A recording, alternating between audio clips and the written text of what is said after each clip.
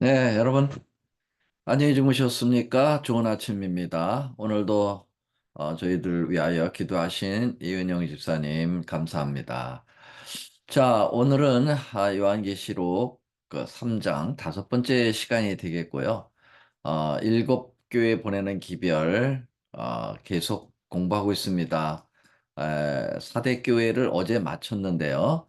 마친 뒷부분 간단하게 복습하고 오늘 여섯 번째 교회 공부하겠습니다.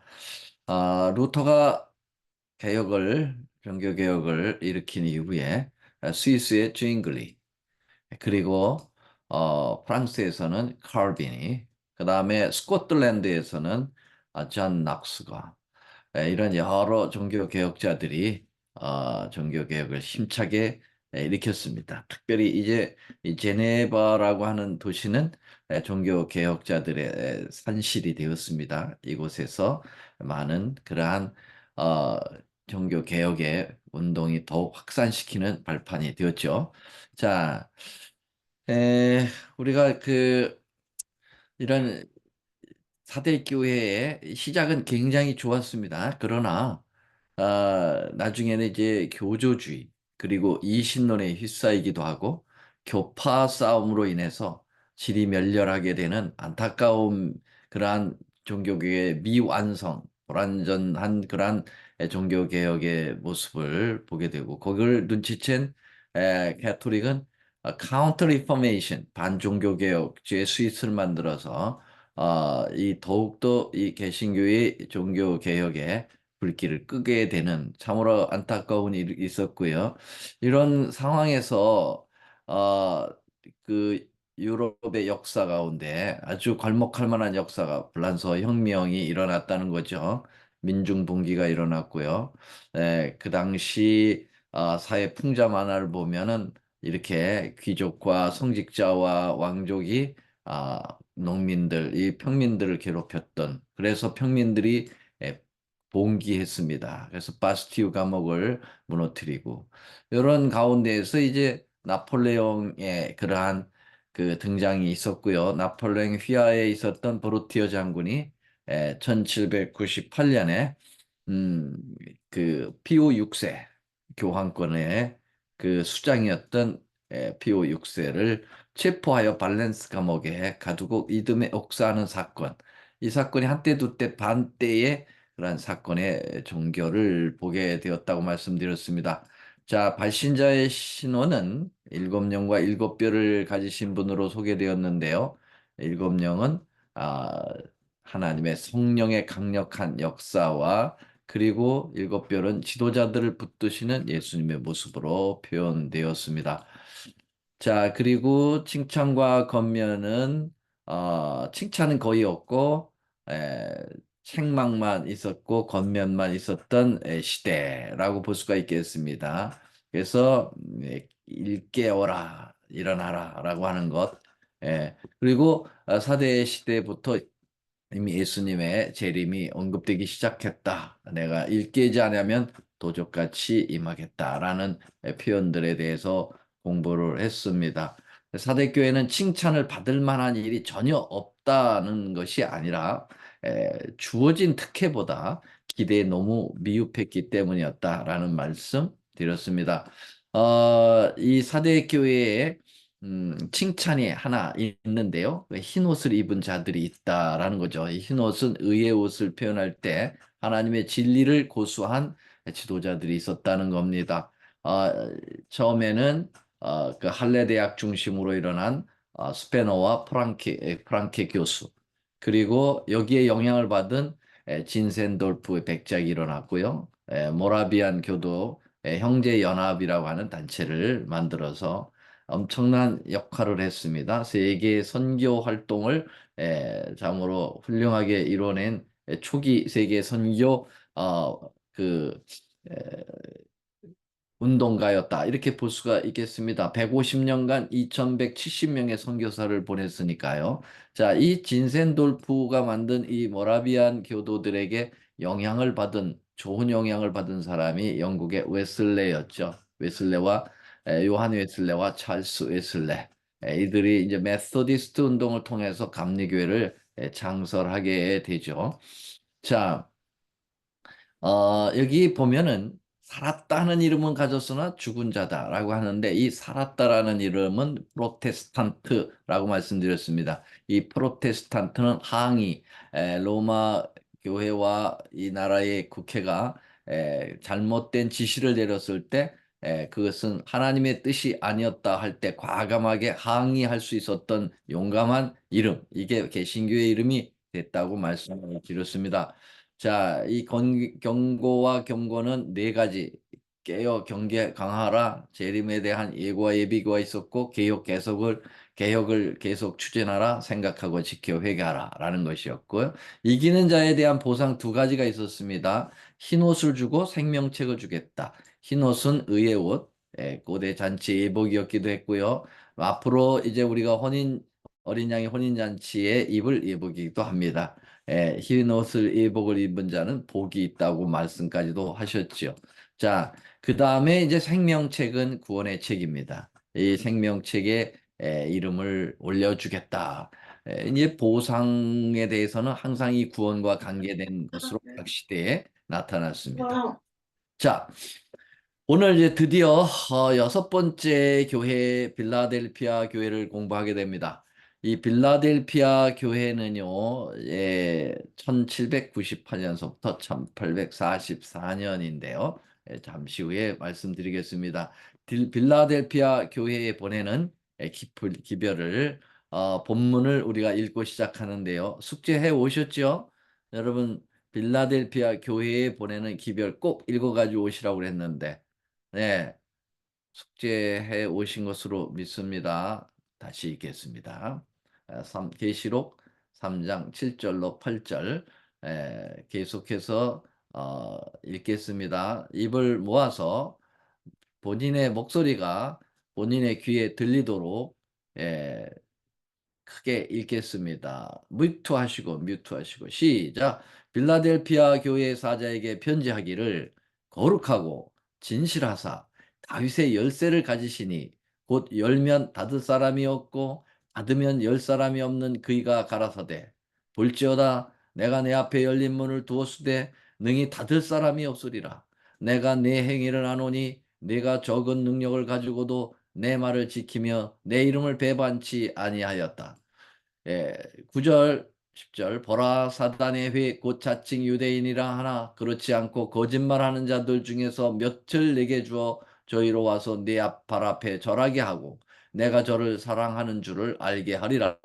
내가 나의 인내의 말씀을 지켰으니 내가 또한 너를 지키어 시험의 때를 면하게 하리니 이는 장차 올 세상에 임하여 땅에 관한 자들을 시험할 때라. 마지막 부분입니다. 13절까지 내가 속히 말이니 네가 가진 것을 굳게 잡아 아무나 내 면류관을 빼앗지 못하게 하라. 이기는 자는 내 하나님 성전의 기둥이 되게 하리니 그가 결코 다시 나가지 아니하리라. 내가 하나님의 이름과 하나님의 성, 곧 하늘에서 내 하나님께 새 이름을 그 이 위에 기록하리라. 귀 있는 자는 성령이 교회들에게 하시는 말씀을 들을지어다. 아멘. 예. 오늘 우리 학장님께서 시작하기 전에 인사 말씀에 3장 12절 말씀을 인용했나요? 그가 결코 다시 나가지 아니하리니 하나님의 성전의 기둥이 되게 하겠다라는 것. 예. 우리 학장님이 솔선수범하여 숙제를 하시는 모습은 참 아름답습니다. 너무 감사합니다. 자, 이 이름의 뜻이 뭘까요? 빌라델피아. 많이 여러분 빌라델피아 익숙한 이름이죠. 예, 이 빌라델피아 우리 미국에도 빌라델피아라고 하는 도시가 있습니다. 필라델피아. 이 이름은요. 두 단어가 합성된 단어거든요. 헬라어 하나는 필리아. 여러분 사랑의 세 종류 아시죠? 크게는 네 개인데요. 첫째 뭐 아가페 사랑, 두 번째 필리아, 그 다음에 세 번째 스토로게. 뭐 이런 여러 가지 사랑의 이름이 있지 않습니까? 거기에 이 필리아, 우정적 사랑 이것을 얘기하는데요. 이 필리아에다가 그다음에 아델포스라고 하는 형제가 연합된 말이 필라델피아입니다. 그래서 형제의 사랑이다 이렇게 볼 수가 있겠습니다. brotherly love. 아탈루스 2세라고 하는 건 여러분 혹시 기억나십니까? 버가모 왕국의 마지막 왕이었죠. 로마의 버가모 왕국을 바친 왕 아탈라스 2세하고 유메네스 형제 두 형제 사이에 아주 우정이 좋았던 것 같아요. 형제 우애가 컸어요. 그래서 이 아탈라스 2세가 그의 형 유메네스 형제의 형을 위하여 이름을 짓고 도시를 개설한 도시가 바로 빌라델피아 교회인 것입니다. 자, 이 지역입니다. 그래서 이 빌라델피아 교회 시대는 몇 년부터 몇 년까지일까요? 네. 이 연도들은 항상 외우시라고 그랬습니다. 일곱 교회 연도는 굉장히 중요한 연도죠. 예, 이 연도를 알아야 시대적인 분별력이 생기게 되는 것이거든요. 예. 예배소 한번 다시 한번 외워볼까요? 예배소 교회는 AD 31년 예수님 승천서부터 어디까지요? AD 100년 1세기가 마치는 때가 예배소. 그 다음에 서머나는 핍박 시대죠. AD 100년에서 313년 밀라노 칙령이 내릴 때까지가 서머나 교회 시대. 그 다음 버가모는 313년에서 538년까지 교황권이 성형되던 시대를 우리 버가모 시대라고 하고요. 네 번째, 두아디레 시대는 538년서부터 1517년까지 종교 암흑 시대라고 볼 수가 있겠죠. 그 다음에 지난 시간에 공부한 4대 교회, 4대 교회는 1517년에서부터 1798년까지입니다. 자, 그러면 빌라델피아 교회는 1798년서부터 바로 윌리엄 밀러의 재림 운동과 대실망까지 1844년까지가 빌라델피아 교회 시대다. 이렇게 보면 되겠습니다. 자, 지리적 배경을 잠깐 볼까요?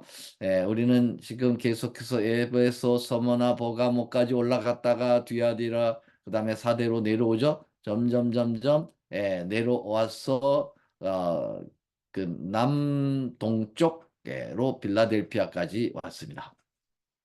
이 빌라델피아는 사대에서 남동쪽으로 동남쪽으로 45km에 존재하고 있고요.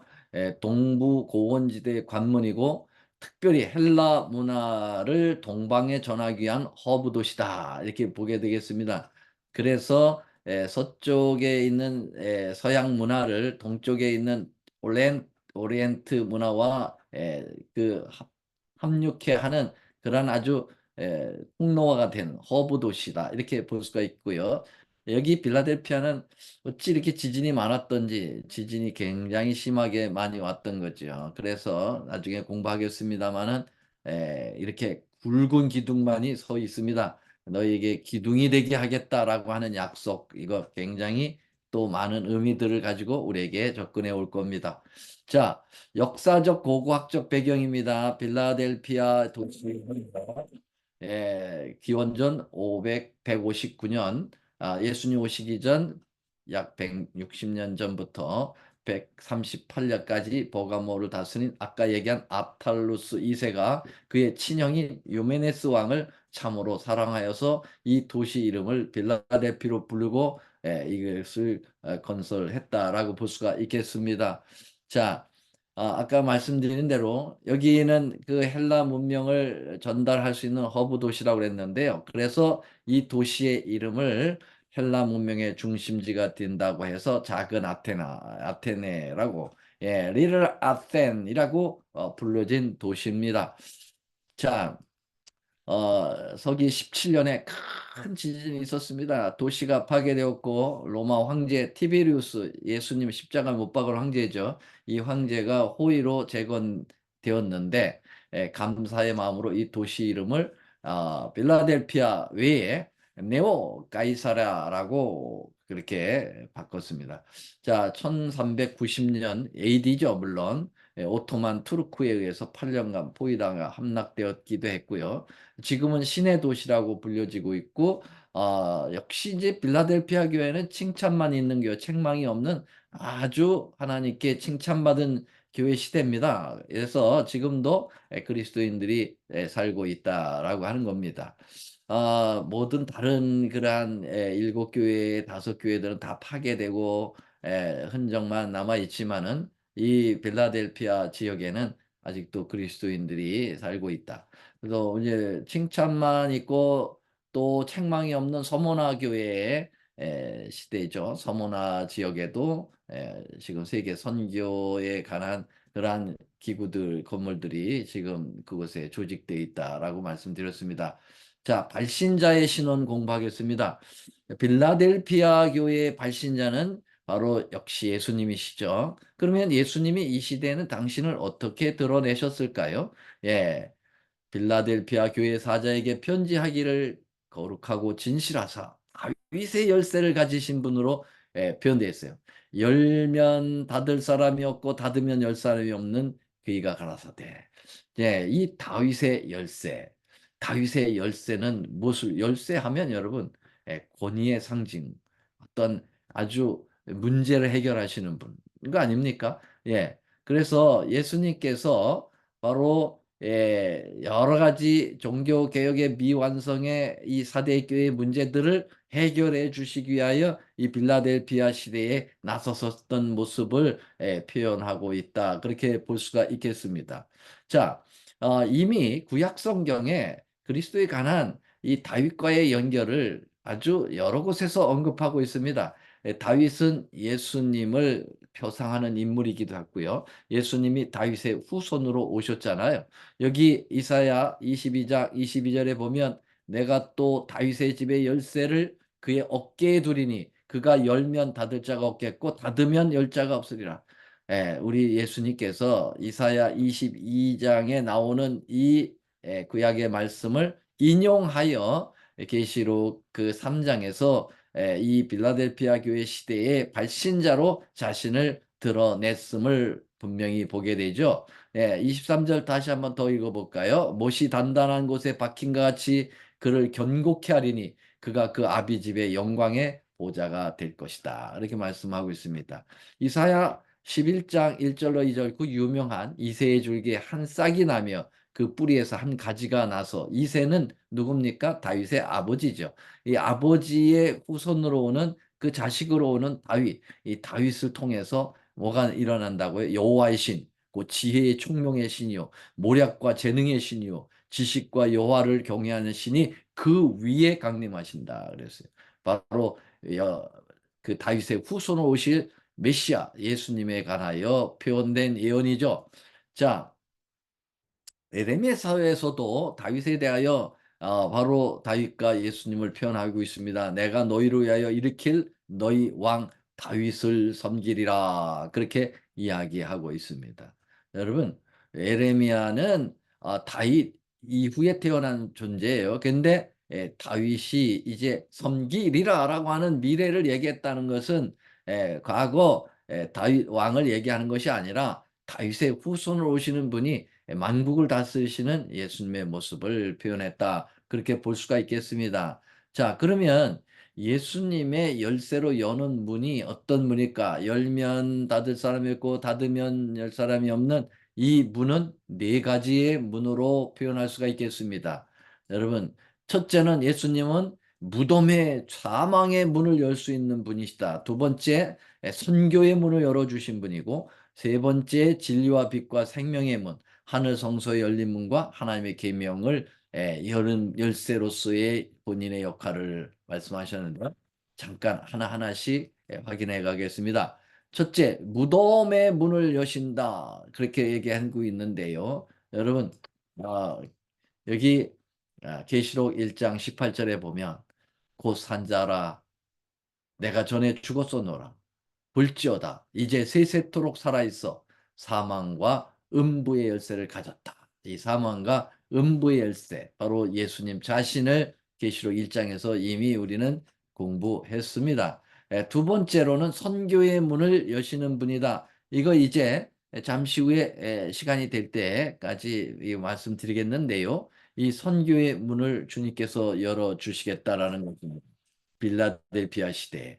고린도후서 2장 12절에는 그것에 대하여 이렇게 말씀하셨습니다. 내가 그리스도의 복음을 위하여 드로아의 이름에 주 안에서 문이 내게 열렸으되, 복음을 위하여 드로아라고 하는 지역이 이제 여러분들이 아시다시피 그 터키의 이쪽 동방의 항구죠. 여기서 이제 빌립보로 이제 바울이 가게 됐잖아요.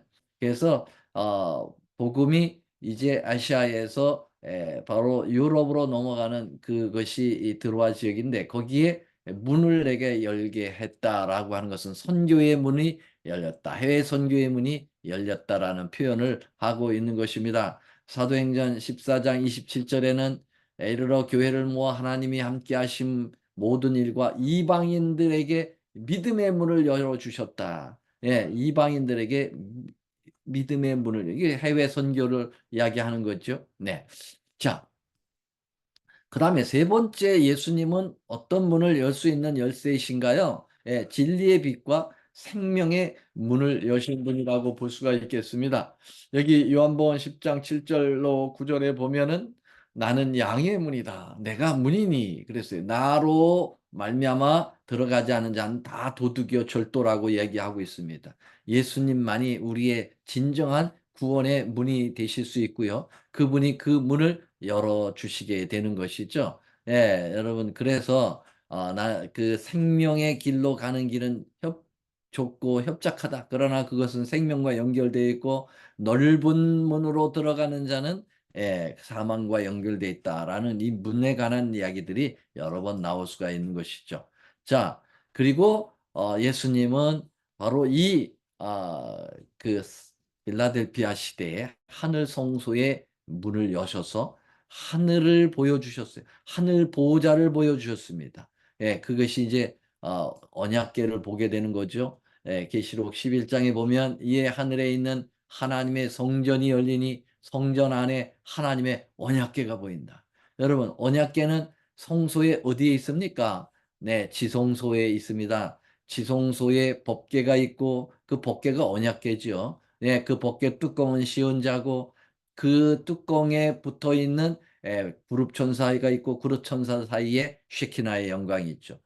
하늘 바로 그 중심처, 바로 하나님의 그 비밀의 그 공간이 열리는 게 모습이 바로 어디에서 나타나요? 빌라델피아 시대에 나타나는 거죠. 야, 놀라운 일입니다. 자, 그러면 볼지어다 내가 내 앞에 열린 문을 두었으되, 겉면과 이제 칭찬을 하시게 되는데요.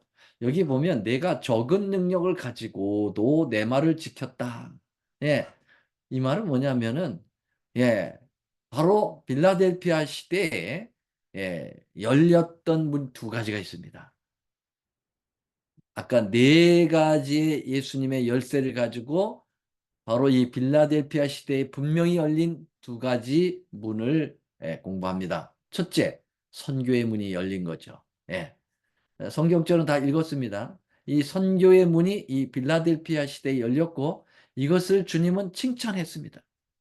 작은 노력으로 큰 일을 이뤘다라는 것에 괄목할 만한 인물을 하나 둘까요? 사대교회 시대에 괄목한 인물 하나를 꼽으라면 루터였습니다. 그럼 빌라델피아 시대에 괄목한 인물을 둘을 꼽으라고 그러면 윌리엄이라는 사람들, 하나는 윌리엄 밀러, 하나는 윌리엄 캐리입니다. 먼저 캐리 먼저 얘기하겠습니다. 윌리엄 캐리는 선교사의 아버지죠. 그는 구두 수성공이었어요. 위대한 비전의 세계 선교사로 이 구두쟁이가 세계 선교의 아버지가 될 수 있었다는 것입니다. 놀라운 일이죠. 세계 선교사의 아버지라고 불리는 이 윌리엄 캐리는 비전의 사람이었습니다. 1761년에 윌리엄 캐리는 영국의 노햄프셔이라고 하는 작은 마을에서 태어났고요. 고등학교를 졸업한 후에 캐리는 아버지의 압력으로서 구두 수성공이 됐습니다. 여러분, 그때 당시에는 교통이 잘 발달되지 않았기 때문에 두 발로 다니는 것이 유일한 교통수단이었어요. 그래서 신발이 구두가 빨리빨리 닳아요. 그래서 구두 수선을 하는 것은 아주 유망 직종 중에 하나였습니다. 좀 힘은 들었지만은 그러나 뭐 구두를 꼬매는 것이 그렇게 많은 사람에게 선망의 대상은 아니었지만은 그러나 아버지가 돈을 벌어야 된다고 하면서 이 윌리엄 캐리에 압력을 넣어서 아마 자기가 구두 수선을 했는지 그건 잘 모르겠습니다만은 넘겨줬을 거예요. 그래서 그는 어떻게 보면 평생 신발만 어루만지다, 구두만 어루만지다가 죽을 팔자였습니다. 그러나 캐리는 그 답답한 구두방 안에서 세계 선교의 꿈을 꾸게 됐는데요. 그가 감동을 받아 선교사가 된 성경절이 있습니다. 그게 바로 히브리 13장 12절로 13절입니다. 한번 같이 읽어볼까요? 뮤트하시고 시작. 그러므로 예수도 자기 피로 써 백성을 거룩하게 하려고 성문 밖에서 고난을 받으셨다. 그런즉 우리는 그 능력을 지고 영문 밖으로 그에게 나가자. 여기 문 밖으로 나가자라고 하는 것을 이제 이 유럽 안에서만 이 복음이 증거되는 게 아니라 밖으로 나가야 된다. 이 선교의 열정을 여기서 얻었다고 그래요. 그래서 정말 그는 이제 이 구두방에다가 세계 지도를 이렇게 걸어놓고 구두 꼬매는 바늘을 가지고 꾹꾹 자기의 비전이 실현될 곳을 찔러가면서 내가 나가겠다, 나가겠다 다짐합니다. 예. 그래서 그는 이제 선교 나가기 위해서 가장 중요한 것은 성경을 공부해야 된다. 어떤 학문보다 성경 공부에 전념을 하게 되었고, 그는 이 그의 비전이 구두 공장의 공장장에서 세계 복음 공장장으로 바뀌는 위대한 역사를 이루게 됩니다. 그 당시 영국은 웨슬리하고 조지 피필드가 이끄는 영적 부흥 운동이 전국을 휩쓸고 있었어요. 그러나 그 열기를 밖으로 발산시키지 못하는 답답한 가운데 있었습니다. 그래서 아무도 세계 선교에 대한 관심을 갖지 않고 있을 때 윌리엄 캐리가 그 비전을 품고 있었다고 하는 것입니다. 그러나 이 캐리의 비전을 더욱 확실하게 만든 계기가 있었는데 그것은 바로 쿡 선장의 마지막 항해라고 하는 이 책을 읽고였습니다. 그 책을 읽고 그의 인생을 다시 한번 변화를 일으키는 일에 촉발시키는 이것으로 사용했습니다. 이 쿡 선장은 미지의 세계를 향하여 태평양에 알려지지 않은 섬들과 원주민들의 원시적인 삶에 대해서 자세히 기술해 놓았습니다. 그래서 그 책을 읽으면서 내가 이곳에 가서 복음을 전해야 되겠다라고 하는 확신을 갖게 됐다는 거죠. 에, 거기에 그 쿡 선장의 책에 이런 말이 있습니다. 아무도 그들에게 기독교를 전해주려고 하지 않았습니다.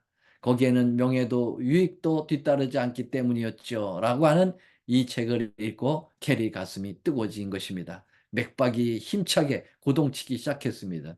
그때부터 캐리는 이제 기도를 더 구체화했고요. 세계 지도를 꼭 안고 자기도 했고 세계를 품고 기도하는 기도의 종이 되었습니다.